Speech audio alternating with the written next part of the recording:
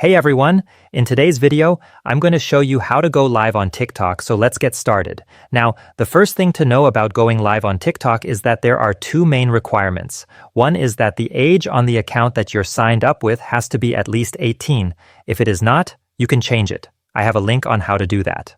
The other requirement is that you need at least 1,000 followers to go live. Once you have met these two requirements, you can go live. In order to go live, all you're going to do is click on the plus icon. Once you do that, you'll see there is a post option and then a create option, but next to them is the live option. If you select live here, it will show you all the options for going live. You can go live on this device by clicking on Go Live.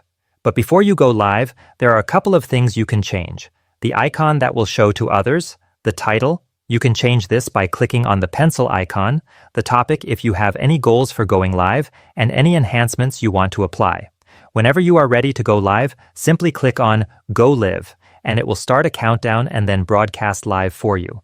So, that's how you do it. I hope this video was helpful, so please consider clicking the like and subscribe buttons for more tips and tricks for TikTok. We'll see you guys next time.